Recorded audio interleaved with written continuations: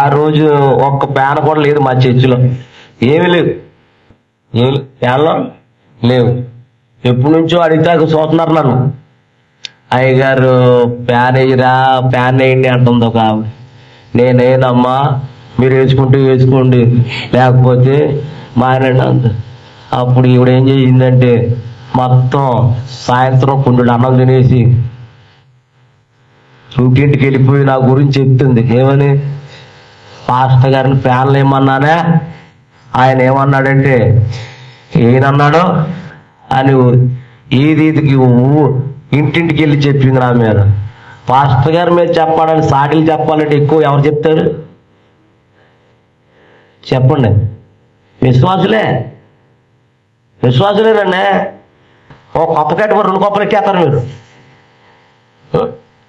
అప్పుడు వాళ్ళందరూ అన్నారంట, అందుట్లో ఒక ఆవిడ అందంట, ఒలే ఓ ప్లాన్ వేద్దాం అంది. ఏంటి అని? మన మట్టికి కొనుక్కుందాం, ఆయన ఫ్యాన్ ఆయన కొనుక్కుంటున్నాము.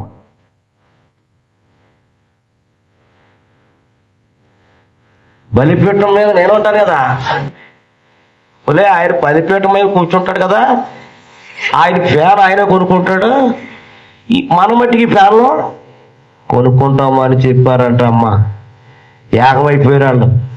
ఏకమైపోయి 6 ఫ్యాన్లు కొనేసుకున్నారు వాళ్ళు.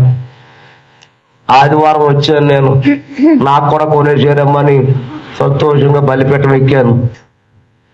పైకి చూస్తే లేదు. అమ్మ బాబోయ్, ప్రార్థన చేద్దాం, కళ్ళు మూసుకోండి అమ్మ. మీరు కాదు,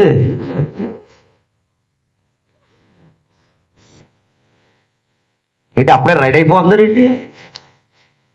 మిమ్మల్ని కాదమ్మా, స్తోత్రం. దింపేసి వచ్చావా? నీ పని దింపడమే, నీ పని. దేవుని స్తోత్రం, హల్లెలూయా. అప్పుడు ప్రార్థన చేస్తారు, కళ్ళు మూసుకోమన్నా. ప్రభు వీళ్ళందరూ ఫ్యాన్లు కొనుక్కున్నారు నాయన, నాకు కూడా కొనేలాగా సంఘస్థులందరిని ప్రేరేపించి ఫ్యాన్ వేయించిన ఆయన అన్నారు. వీళ్ళంటారు, అవును ఆయన ఎవరిలో ఒకళ్ళని ప్రేరేపించి ఫ్యాన్ వేయించిన ఆయన ఉన్నా. ఎవరు? నా పాత నాకే చేసేస్తున్నారా? ఇంకెవరున్నారు ఎవరో ఒకళ్ళు అంటే? సంఘస్థులు అంటున్నారు, ప్రభు ఎవరిలో ఒకళ్ళని ప్రేరేపించి ఫ్యాన్ వేయించి. ఇంకెవరు ఉన్నారు అక్కడ? సర్లేని, నా పాత నాకే చేసేస్తున్నారని. స్తోత్రం ఆయన. అలాగా 3 వారాలు గడిచిందమ్మా. ఎన్ని వారాలు?